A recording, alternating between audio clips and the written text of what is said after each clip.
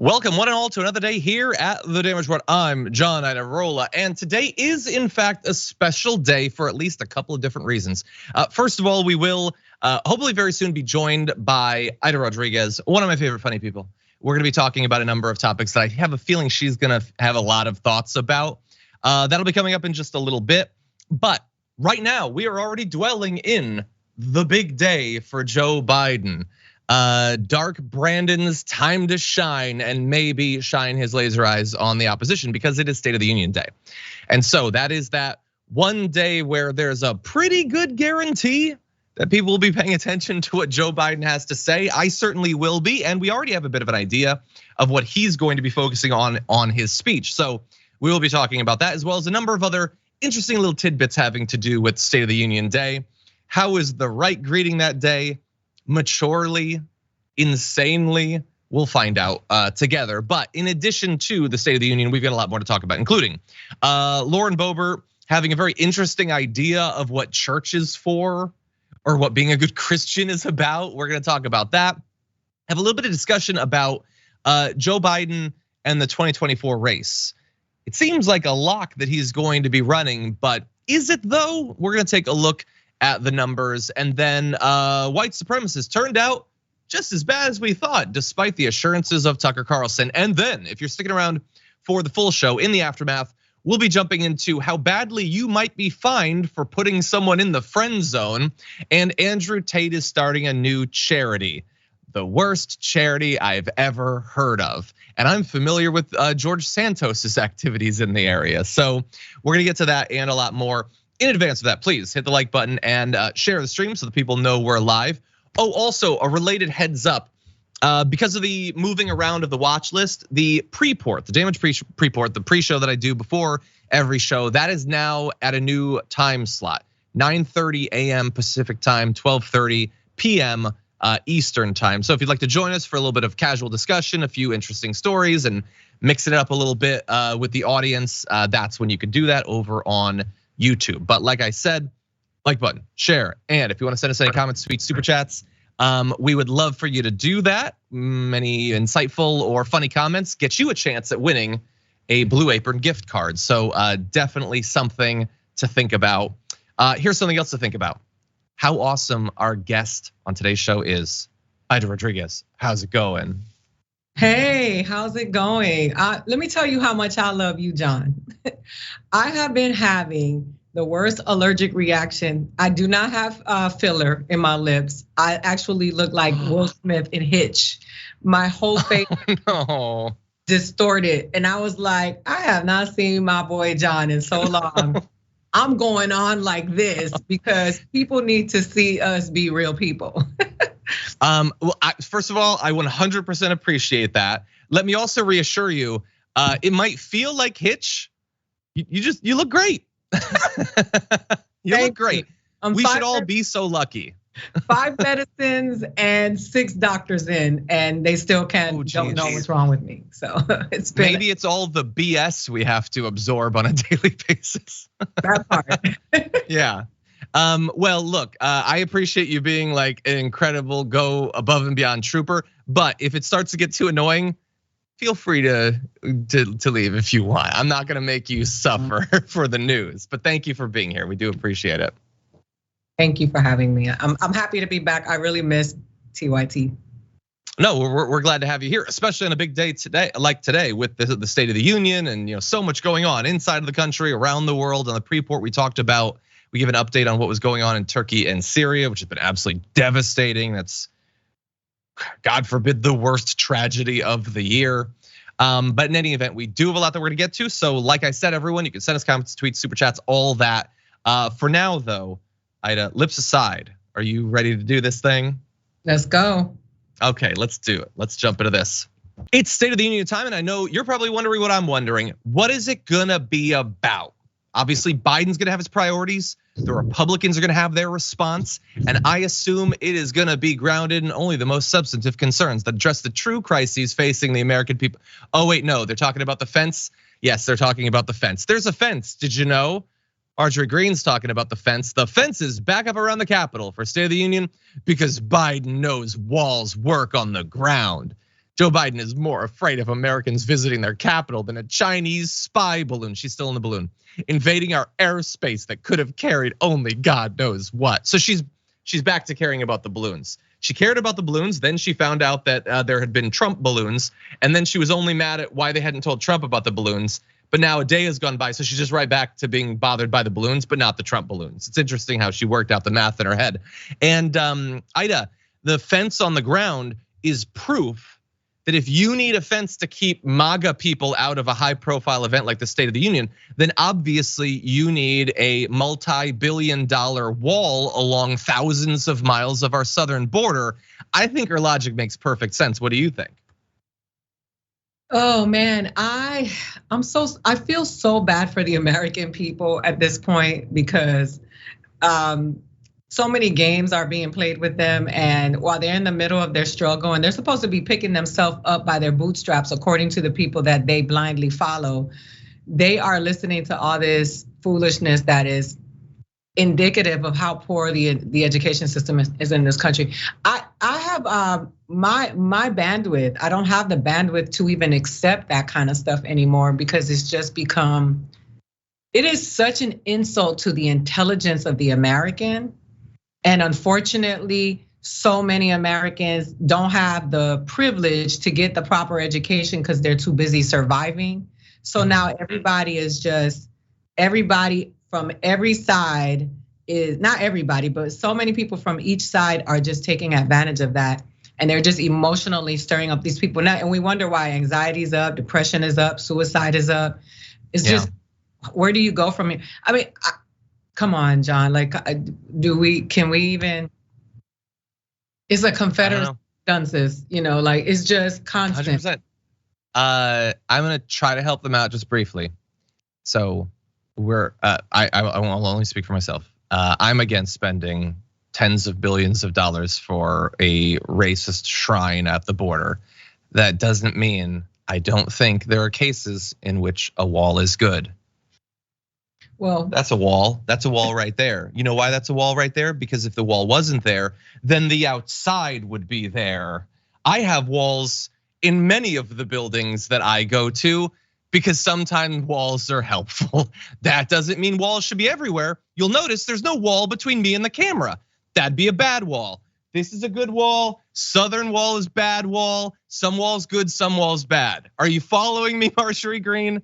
How about Lauren Boebert, who tweeted they've reinstalled the fence with no reports of increased threats? I can only assume it's to ensure Biden doesn't wander off after the State of the Union. Oh, because we're back to, he is so mentally deranged that he's gonna literally wander off into the city, which is weird because on Friday, I was told by Tucker Carlson that Biden is so together and diabolical that they are literally going around the country burning down chicken processing plants to artificially ramp up the price of eggs to, I don't know, Tucker didn't say why he would do that, but he did say that he was doing that. So it's weird that he could be so deranged that he's wandering around, but also burning down and trying to kill every chicken. It's weird. The duality of man is an amazing thing, Aida. Can I just say this also? You went to the taping of my special. My father is undocumented, right? So first and foremost, two things I want to say. You guys are asking for something you really don't want, because if all of these immigrants left this country would collapse. The cheap and free labor, damn near slavery that you get from people that come here from other countries seeking asylum, it would, because you don't want to pick strawberries, you don't want to be in the sun, you don't want to do the work, you don't want to clean the toilets, you don't want to clean the bathrooms, and the people who are willing to do that in the middle of the country and in the South and on the West Coast, they're not even worried about that because they're too busy trying to eat. Yeah. That being said, my father was undocumented. He was deported multiple times from this country. You know, I wrote a joke about it. You know how he came here? On Delta. So when people talk about these borders, they're just focusing on the hate of Central America and Latinx, Latinos from America, brown people that come here, because people migrate here from Eastern Europe, they come here from Asia. The focus on that is racist. It is hateful towards brown people because that's the geographic setting that they keep focusing on. When we know that Millions and millions of immigrants come here from all over the world, and many of them come here on commercial airlines. So please miss me with that foolishness. That is those people, the group of dunces in Washington who have figured out that there are a bunch of emotional, uneducated people that they can continue to pander to and move as long as they show up to the polls. Yeah, no, 100%. You're 100% right. They ignore all of those people. They demonize all those people. And while you're totally right to focus on like the shadow class that we're not supposed to acknowledge, that makes life literally able to be lived in terms of all those different industries that you talked about. Also, just randomly, let's also acknowledge the way that they enrich the country. Like I was watching Saturday Night Live on Saturday, and Pedro Pascal was talking about how his parents had to flee Pinochet in Chile. Yep. And so he was born, he grew up here instead of there. And so now we have his amazing performances in The Mandalorian and in Last of Us and all that. Like this is a good thing in a lot of different ways. Anyway, we're trying to get through to people who have a wall between themselves and reason. So thank you for your contributions, Lauren Boebert and Marjorie Green. I can't wait to see how you scream and shout to interrupt the State of the Union. It's going to be deeply embarrassing.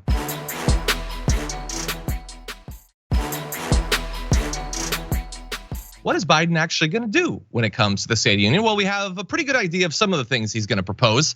He's apparently going to include calls for insulin cost caps for privately insured patients and a renewed bid to close the what's considered the Medicaid coverage gap in Republican-controlled states that haven't accepted the Affordable Care Act's Medicaid expansion. So as of right now, the Inflation Reduction Act, which passed last year, that limits monthly out-of-pocket insulin costs to $35, but only for people receiving Medicare.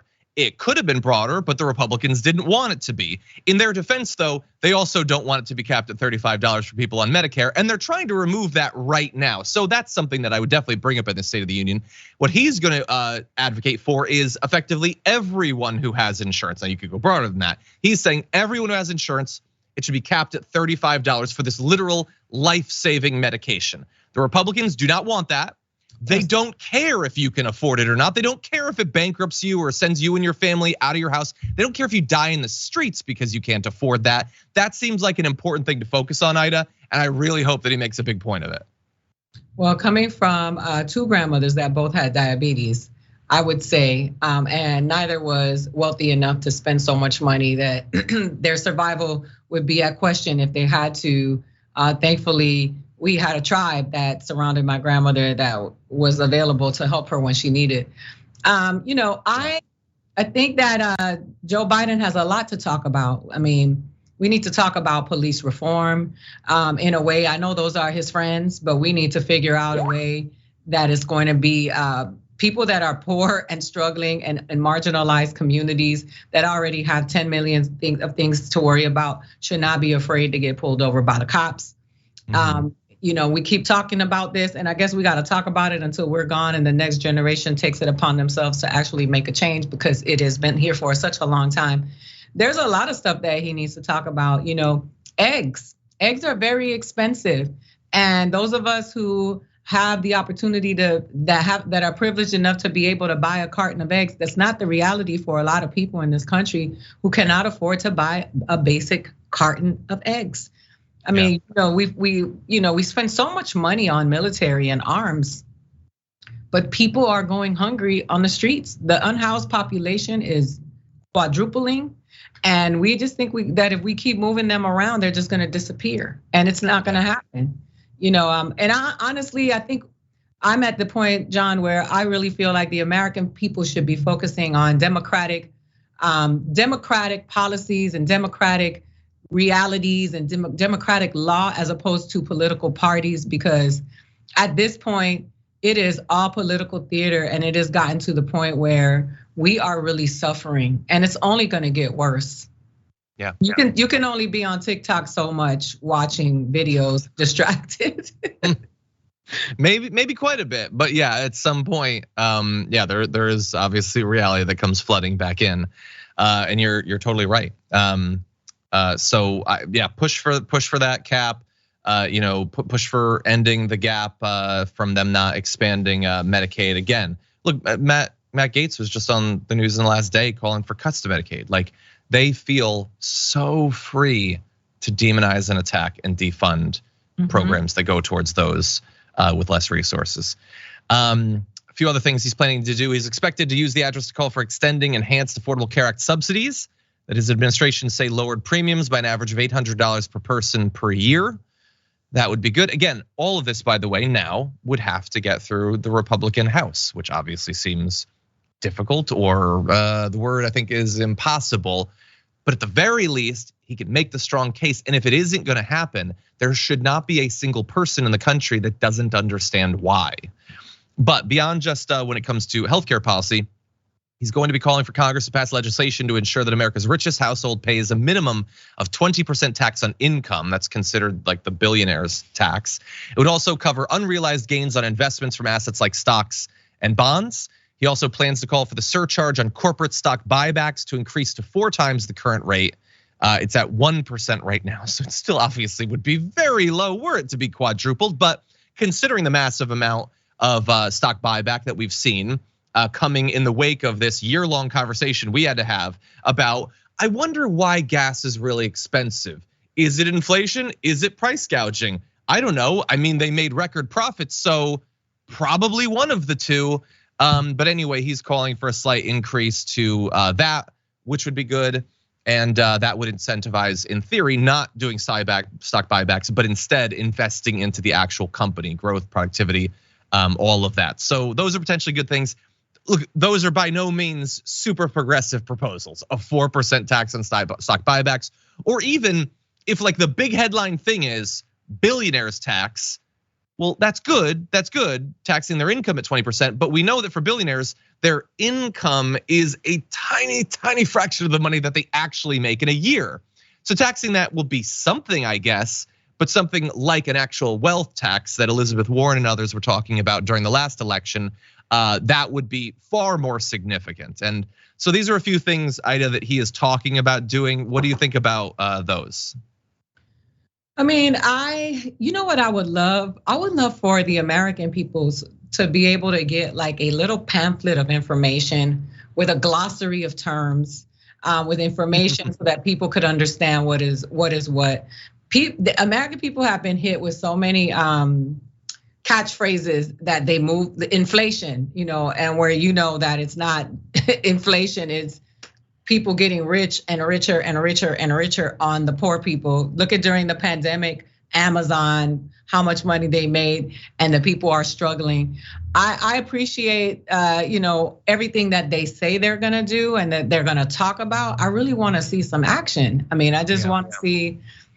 I unfortunately don't have the venom that a lot of people have, so I don't wish bad things upon people who don't think exactly like me, because that's become so American.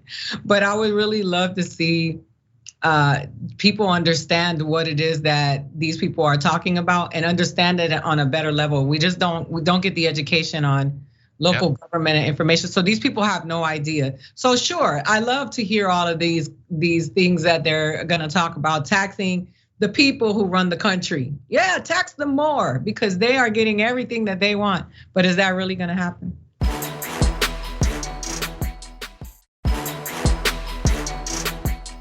It's a big thing at every State of the Union that you bring a guest. Who do you bring? Something generally to reward a person who's done really good work, or it's symbolic of some issue that you want to focus on.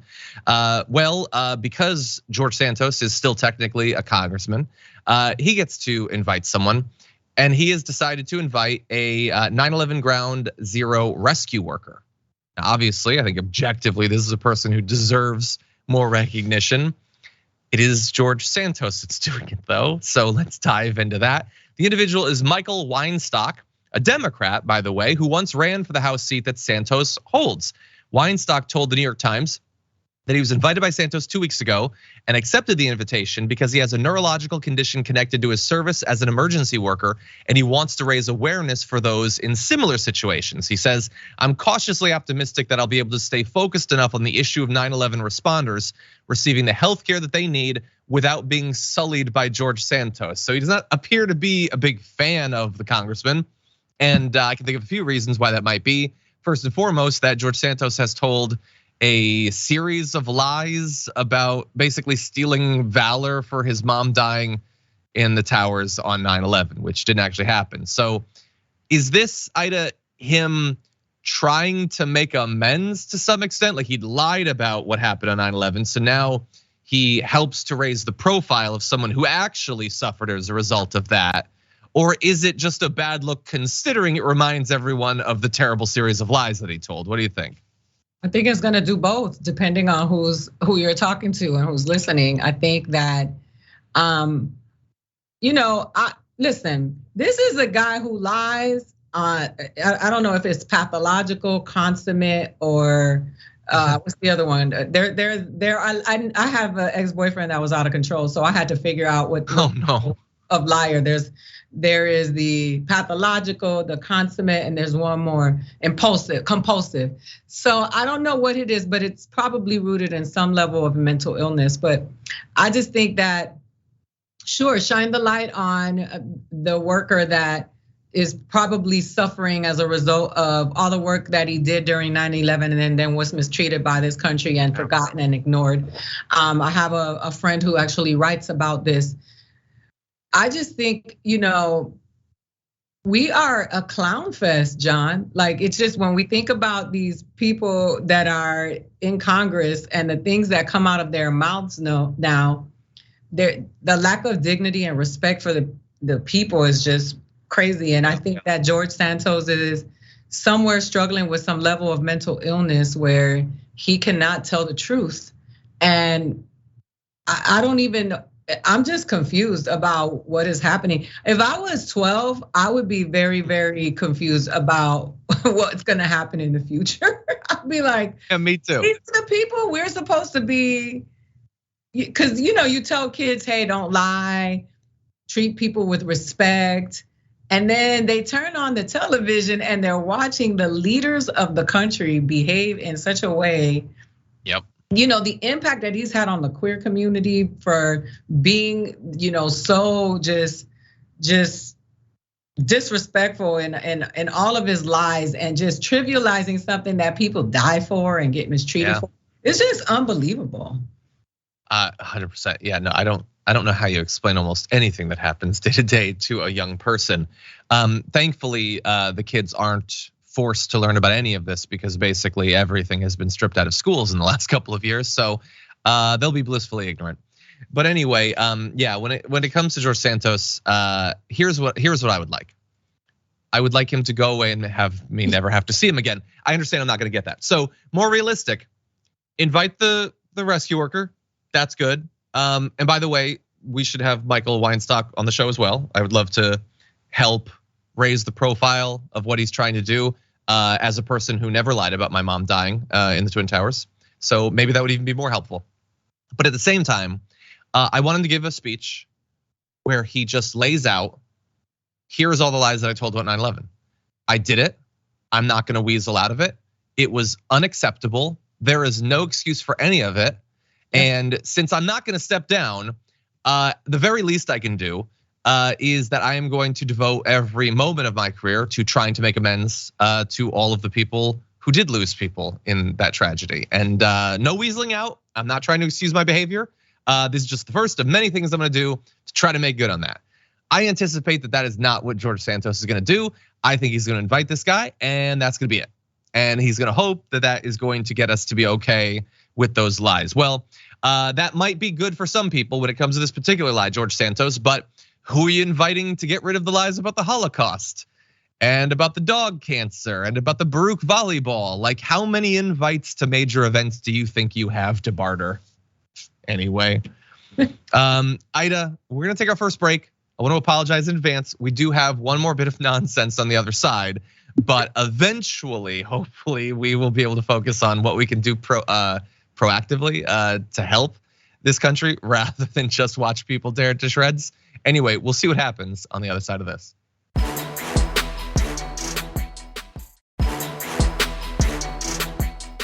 It's all right. We pray for our presidents. It says, let his days be few and another take his office. That's why I filed articles of impeachment for Joe Biden.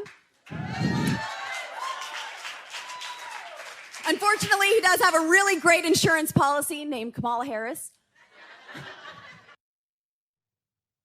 It's funny and it's not remotely ignorant at all. I mean, the vice president has only been the vice president for a couple of years. Why would you be expected to know how to pronounce her name at this point? But I want to focus obviously on the little prayer offered up by Congresswoman Lauren Boebert there. So it's Psalm 109:8. Let his days be few and his office be taken by another. It continues, let his children be fatherless and his wife a widow. It's just great. It's great. It's especially great when you say what she said there at the Storehouse Dallas Church. And what's maybe the greatest is that wishing death on a sitting political leader because you don't agree with him at a church gets laughter and applause. All of those good Christians at the Storehouse Dallas Church. Yeah, I hope he drops dead right now. Like Jesus would wish if he was here. Can you imagine if Jesus just manifested on the stage at that moment, the time had finally come, the rapture was upon us, what he would say about a group of people like that getting together to yuck it up about an old man dying in a family that's already experienced tons of tragedy and people dying before their times. It's great. It's great. I'm an atheist, so I guess I don't understand Christianity, but I'm learning a lot from Congresswoman Lauren Boebert. And before we discuss, let me just jump in and say this, she loves a line. She loves a line that she thinks is funny because she's delivering it to the lowest common denominator and they'll laugh at literally anything. She's used this line for well over a solid year. Like way back in June of last year, she was saying this exact same thing. For a year now, she's been going around getting applause to the idea of Joe Biden dropping dead. It's a hell of a life, Aida. You know what's funny is I'm a creature that I really strongly believe in metaphysics. And so I do believe that whatever you believe is your reality. The Bible also said, better you not be born than to mislead my sheep. And so when those people who feel like they can go out there and just tell people whatever they want in the name of God, and that's what they believe, then hellfire will be upon them according to their beliefs. Because you're not supposed to be manipulating the word for profit, for gain, for power. You're supposed to be behaving in a way that's so exemplary that other people want to seek the light because of the way that you behave. And when you sitting around, being ugly, mean, hateful, and downright diabolical, saying things like that, I don't think you're expressing what the Bible is telling you should be expressed. There are only 2 commandments according to the New Testament, and that is to treat your brothers and sisters the way you would treat God and to believe and to honor and worship God. I don't see none of that in that. So according to their own doctrine and what they believe, because I don't even believe that that's like what Christianity is supposed to be, those people should not be looking forward to their end because life and death are in the power of the tongue. I mean, all of the scriptures, I was raised in the church. So all of that stuff that you use your mouth for to be hateful towards your brothers and sisters, there are consequences for that. And I just think that if they really believed in the word, they wouldn't behave that way. That's why I don't think that it's real. I think that what they do is strictly just to manipulate and to be conniving and to mislead people, because if they really believed in the word that they say they believed in, they wouldn't behave that way. Yeah, I like your version a lot better. I find that to be inspiring. I find that to be something that you could pattern your life on and be better as a result of. Not the stuff that I see drooling out of the Congresswoman's mouth on a regular basis. That said, again, I'm just an atheist. And beyond that, even were I a believer, what I wouldn't be is a tool of God himself, who obviously has a much closer relationship and understands his will. And when I say that, Boebert believes that she is a tool of God. She suggested A tool in general, but maybe not a divine tool. She suggested that God used her to stand up to McCarthy, saying, ladies, God is using you in some mighty ways. Maybe he'll have you ball up your fists and stand in front of some demons. Maybe as Speaker of the House. And look, obviously, if you're a Christian, you believe that what happens is according to God's plan. The idea, though, that everything you do is being like mandated by God, he's behind all of it. That seems like a dangerous way to live your life. The belief that you should never question any of your inclinations, no matter how base or awful, because God loves what you're doing. You're just killing it, and you definitely should double down on all that. It's just, again, I'm not a Christian, but I feel like for a lot of Christians, humility is a big part of it.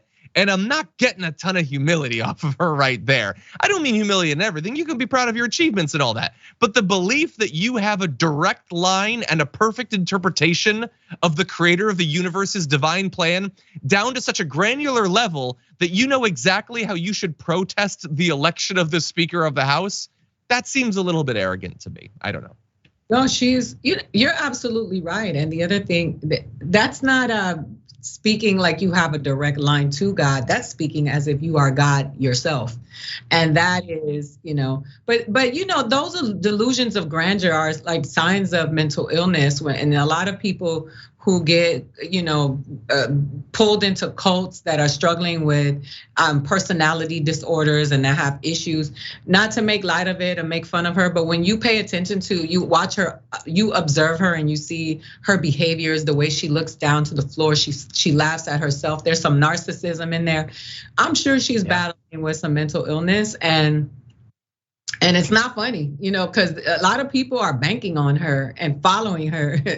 And like I said, there are consequences for that. I just think that not even Christianity alone, like when you look at all of the religions, they all have the same basic universal laws. Hey, don't steal from other people. Don't kill people. That's the basic stuff that, many of us just know innately that we shouldn't be doing that kind of stuff because we're in touch with our consciousness. Some people need a rule book, and most of the rule books have the same kind of rules. It's interesting to see how the people who rise to some sort of like fame within each religion add their own little things in there for their own gain and profit. And that is where, you start to see the ugliness in all religions. Yeah, no, you're totally right. Assuming his days are not few, what is Joe Biden going to do? Let's jump into this now. I'm doing my best with the news. You're a comic. You're such a comic. I should go on tour. Anyway, I'm not as good as Lauren Boebert, but I have a couple of jokes. Okay. As of right now, it looks like Joe Biden is going to be running for re-election. He certainly seems to be moving in that direction, but I don't know, I'm looking at the polls out there and I'm wondering how much actual support there will be.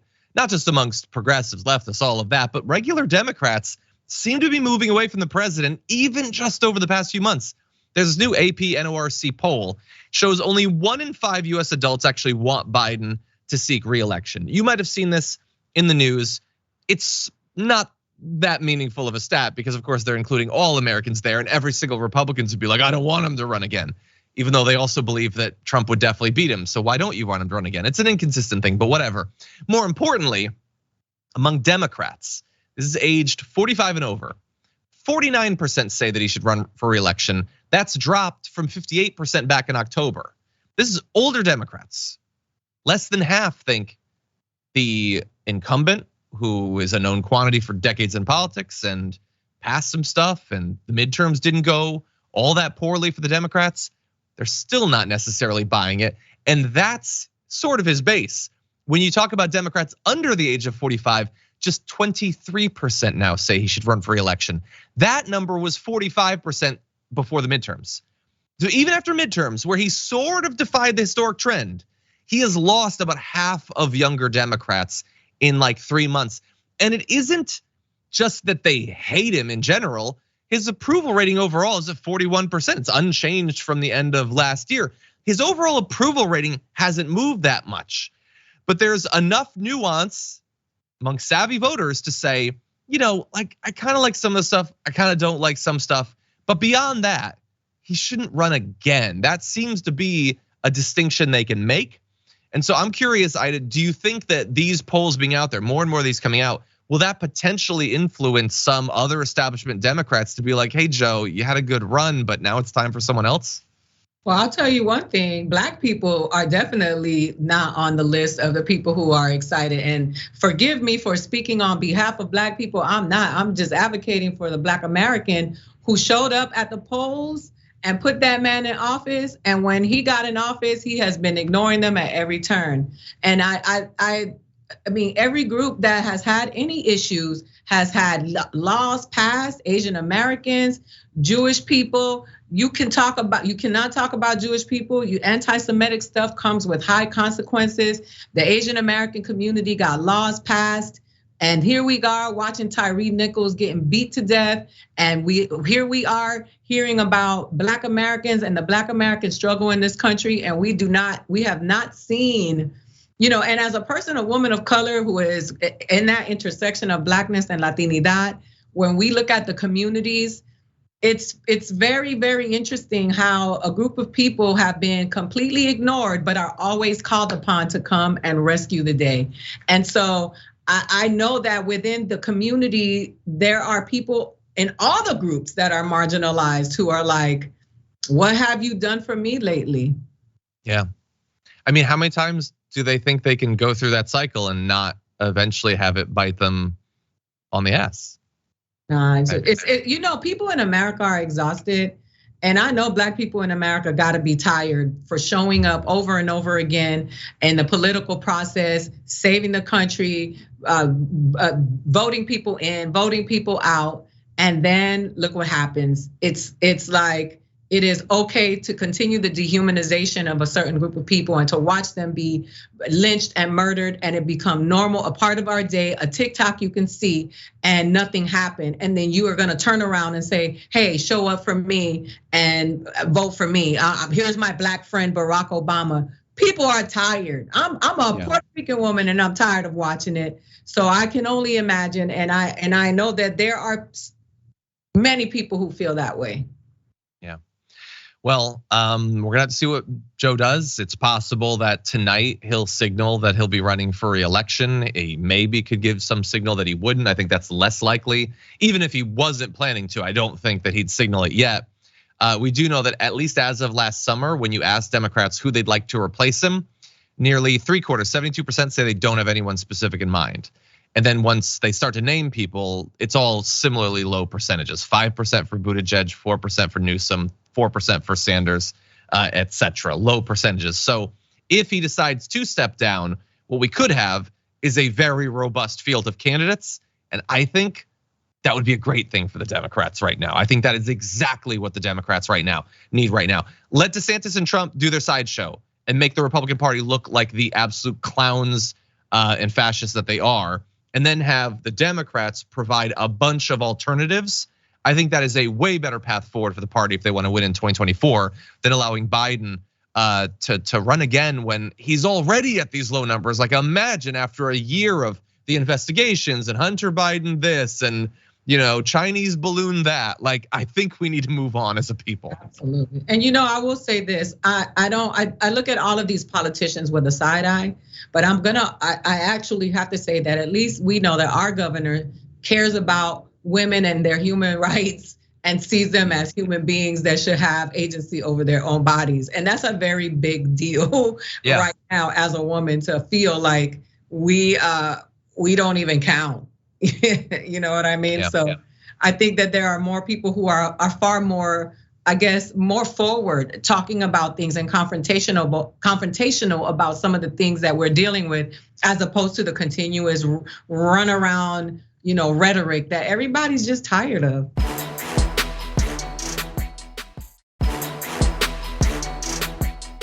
White supremacy, extremism, white supremacy, phantom white supremacy threats. Where exactly is all this criminal white supremacy, this right-wing domestic terrorism that poses, quote, the most lethal terrorist threat in the homeland?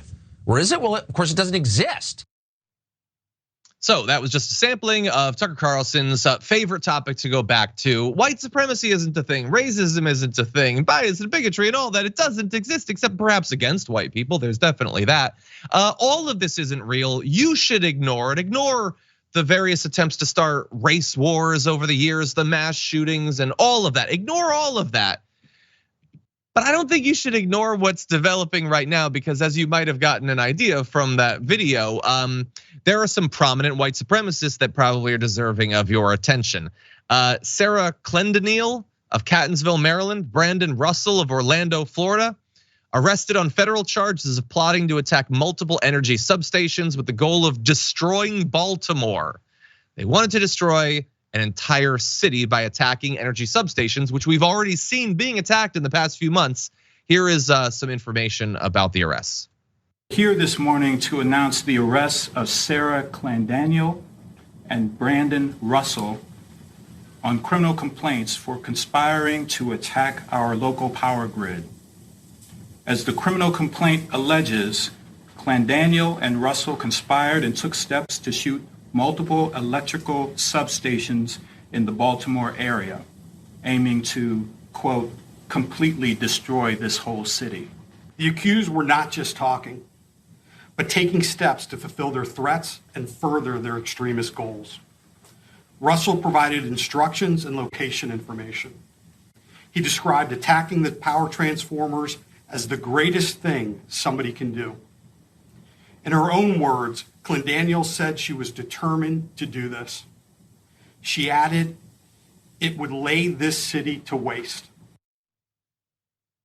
So you will be shocked to find out, based on what you just heard right there, that the two suspects had extremist views and believed that doing all of this, potentially killing people and destroying a city, would bring further light to their views. So when we talk about white supremacy and radicalization. And by the way, this isn't generalized ideology. Russell was the founder of the neo-Nazi group Atomwaffen, which we've previously talked about on the show. This is what they're aiming to do. These plots are ongoing. This isn't the first. This won't be the last. We've seen energy substations already being attacked. And so it's just, isn't it a benefit if you're a neo-Nazi planning acts of terrorism, that you have one of the most popular hosts on TV engaged in white supremacy with his platform and constantly dismissing the threat, that you have a person with an audience of millions running PR for your terrorist cells as they continue to try to kill Americans. That's a benefit to have in this day and age. Aida, what do you think? I mean, white people live in that city too. And I think it's really interesting that people don't realize how white supremacy affects everyone, not just people of color and Black people in this country. I think that, when you think about these attacks and you think about how Tucker Carlson continues to, shout out his crew, his peoples. You and I saw it firsthand at Politicon when he likened the immigration situation as a dinner party to his house and how he should be able to invite the guests.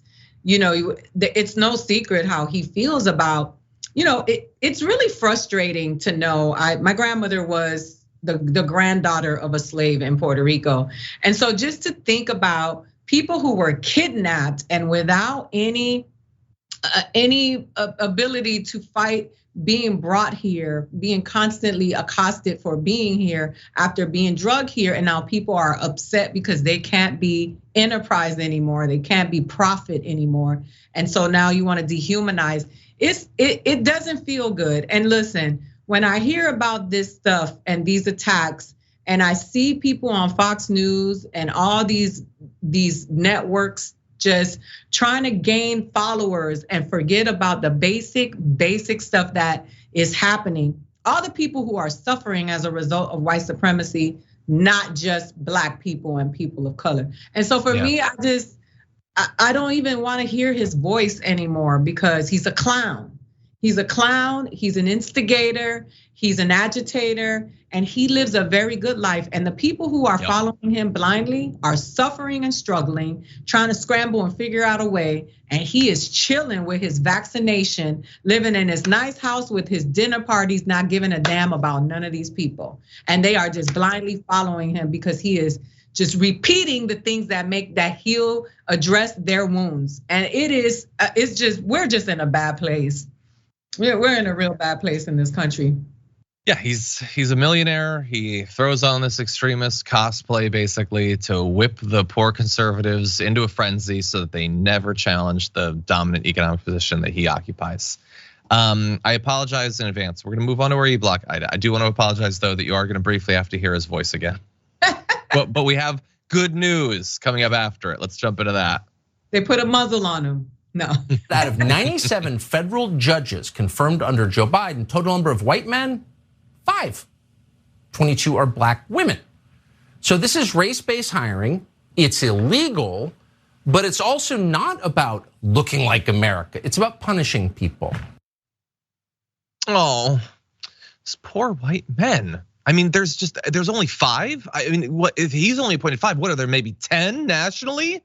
It's so hard to be a white male and want to be a judge. You just have no chance, basically. You've never had a chance. You've always been a victim, according to Tucker Carlson. If you get your worldview from him, then that's what you might think. We're gonna do something inconvenient here, which is give you the actual statistics with an assist from an unlikely source, Michael Steele, who had an issue with the fact that Tucker Carlson was whining about how, for some reason, putting black women on the judiciary doesn't look like America. I guess there's only one way to look like America, and it's pretty specific. It's a blank, slack-jawed look like Tucker Carlson has. Well, he points out that Michael Steele points out that of the 226 federal judges appointed by Trump, there were only 9 black judges. So it's weird.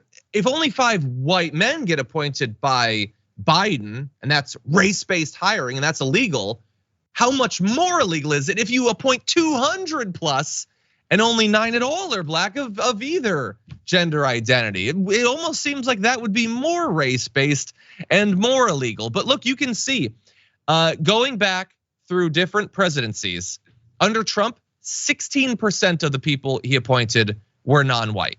You can see that it's always amongst the Democrats, it's higher. Barack Obama, it was 36. Bill Clinton, it was 25. Jimmy Carter was 22. Ronald Reagan, it was 6. It's like they're going out of their way, by the way, because they are. But I want to remind you of what the actual numbers are, because you might leave that Tucker Carlson segment thinking like, oh God, I guess there are just no white men anymore. No, of the federal judges, Ida, 76% are white. Of course they are. 5.5% are black. This is after this. This is after what Biden has done, which is good. By the way, you want to see it over time? Take a look at this chart. No, we're gonna move ahead to graphic 4. Take a look at this chart and the precipitous fall of the percentage that are white. You can barely see it. So Biden has done a good thing here. He's appointed many judges, which is good. They've been more racially, ethnically diverse, which is not the only sort of diversity that we need on the bench. I would like some ideological diversity as well. And under Biden, that is definitely suspect. But anyway, Ida, the idea that this is like unfair and now it's just all black and brown on the judiciary is so ridiculous. Well, you know what? We need black and brown judges who give a damn about us and not selling us to prisons and selling our children for money. We need it. And listen, if you are a white man and you are mediocre, that is not black women's fault. That is 100% true. The fact that I'm not more successful in my career is not black women's fault. It's due to this guy's white mediocrity, and that is an ongoing thing that I'm struggling with. But anyway, look, I love that look, we were talking about this earlier, Ida. In a lot of different ways, he made some promises about being more equitable and all that, and we largely haven't seen it when it's come to legislation. But thankfully, at least in these appointments, you see a little bit more of a commitment to that. I think more could still be done, but at least you see some recognition there, I suppose. Yeah, I'm just tired of people with this going on with this talking point in comedy. Oh, in order to get a TV show, you have to be a person of color. Oh, in order to be a showrunner, and then you look up all the showrunners, and 98% of them are white men. It's like, and that every industry that you look into, it's the same thing. So when we hear this foolishness, this is damn foolishness, and it is exhausting. Where have all the white men gone? Nowhere. They're still there. They're still in power. You are on television talking about it and reaching how many households, making how much money? How many women do you know that are doing that? How many women of color do you know that are doing that? How many black women do you know that are doing that? Shut up. That is the message I would send to him. Shut up. Anyway.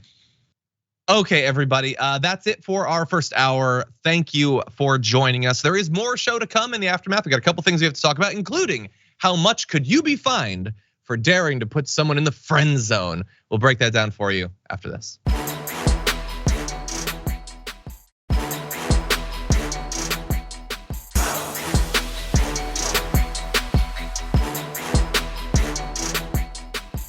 Thanks for listening to the full episode of The Damage Report. Support our work, listen ad-free, access members-only bonus content, and more by subscribing to Apple Podcasts at apple.co/TYT. I'm your host, John Aida. I'll see you soon.